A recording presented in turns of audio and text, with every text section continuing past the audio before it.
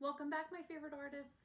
This week in art, we are going to create artworks inspired by Dr. Seuss because today, actually tomorrow, but March 2nd is Dr. Seuss's birthday, and it's a celebration around the world to honor his life.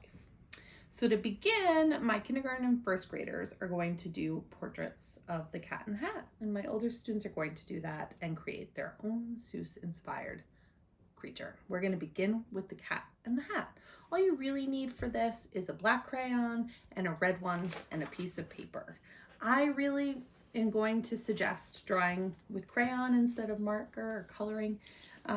It aids itself, or it lends itself better to the drawing quality that Dr. Seuss really showed in his illustrations. Okay, so to begin, I'm going to recommend you take your paper and fold it in half. You don't have to do this. It's just creating a guideline. So we're going to do a step-by-step illustration. So first I'm going to draw it, and then I'm going to have you do it along with me at home or in your classroom. So the first step was to fold the paper. Then with my black crayon, if you're more comfortable starting with pencil, that's fine too. But black crayon or pencil, you're going to draw the cat's eyes, and they're just above that middle guideline you just created by folding your paper. And again, that's really to help you I don't know if the Cat in the Hat can have proportions, but it's to create a proportional portrait the best you can of the cat in the hat. So I have his two eyes. Then I'm going to put that dot in the middle. Then I'm going to create his nose, which is closer to his eyes. And it's almost like a jelly bean shape or a bean. From here, I'm going to do his head, which comes up above his eyes just slightly, indents right on that line right below his eyes, and then it's actually going to come around and become his mouth. So watch how I did that. Pause it if you need to. So now I'm going to add the smile line so he looks happy. My Cat in the Hat must be happy. So I have his eyes, his nose, and now his mouth. And it's really almost like the number 3. See that? Just not quite so much at the top. So from here, I'm now going to create his chin, which I'm going to go below that mouth line. So not right where it came in, but right below. And come down. Oh, and I put my crayon. Just a little more, just like that. Now I'm going to come to the other side, leave space for his neck. And right at his eyes, I'm going to stop, just like that. Now I'm going to create his hat, his iconic hat. So to begin, I'm actually going to draw his ear first. So I see where his eyes are, and I come over just a little, leave some space from the side of his head, and I'm going to draw his ear. And it is a traditional cat-like ear, but we only draw one because the hat covers the other. So I did my cat ear, and then I'm going to come in and do the inside of the ear because that is how it appears in the book. Now from here, I'm going to curve a line down, and that's the brim of the hat. And then over here, it's not going to go through the ear, it's going to go in front. My crayon sort of made a double line there. I don't want to confuse you. It should just be one. And then it curves down over here. So that is the brim of the Cat in the Hat's hat. I'm going to create the top of it now. And you want to line up those lines the best you can. Now from here, I'm going to have it go off the page, and it's going to kind of line up to where his head and just go right off. You can curve a little if you want. Go up just like that. You can add the stripes now if you want. You can do it at the end. So because because the Cat in the Hat's famous hat is striped red and white. So I said you really just need crayon. Now from here I'm going to draw his bow tie. So see how I left that space there in the neck? I'm going to draw a circle now for the middle of the bow tie. And then I'm going to bring it up.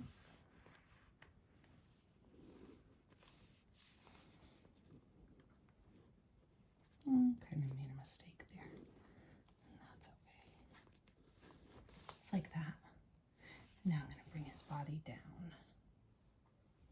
And I guess he actually has this other little bit that comes down. His bow tie for whatever reason. And then I'm going to bring his body down here, going off the page. Now from here, I'm just going to add details. So there's almost like fur or hair coming off the Cat in the Hat, the top of his head there. He has eyebrows. We want to add those eyebrows for sure. And Dr. Seuss always had a sketch-like quality. So I'm going to create something called cross-hatching, which is lines that go one way and then again the other. And it creates almost like a shading or value. And then, of course, I can't forget his whiskers. That would be really not right. So it's right there, and then they come off, right? Just like that. And then again on the other side. Just like that. I'm going to continue my cross hatching, my line, to create that value on his neck. And then down on that side, creating that shadow on the side of his body.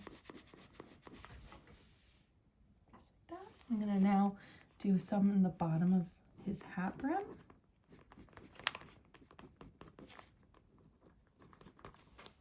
To almost give a shadow. Really kind of messed that up when I went off my notebook there, but that's okay. Now you can choose to color it or not. That's up to you. I think it would look really nice if you created a background that is truly inspired by the Cat in the Hat by looking at some of the illustrations I've included in the slideshow. I can tell you with full certainty that the Cat in the Hat is all black and white except for his bow tie, which is red. And the stripes on his hat, which are red and white. Do not rush your coloring as quickly as I am. I just want to get you working. So again, today is Dr. Seuss's birthday. We are going to celebrate by creating a portrait of his most iconic character, the Cat in the Hat, from his most popular book. My favorite creature created by Dr. Seuss is the Lorax, for sure. So I would maybe create my own creature after, inspired by the character that is the Lorax. My son's favorite, without a doubt, is the Grinch. And he actually draws the Grinch all the time. I will show you some of his drawings in the slideshow. He's snoozing now, or he would be working alongside me. I'm a little sad he's missing this one. And I'm actually on my computer, I'm looking at illustrations while I'm working, and I'm noticing there's some of that cross-hatching or shading in the hat also. So I'm going to add that when I'm done with my stripes, just to really look as much like the Cat in the Hat as possible. And so it's true to the style of Dr. Seuss. Maybe I would have a bowl of fish in my background with the fish popping out. And I'm noticing inside his ear is shaded too with the black crayon. Yeah, a little more shading for sure.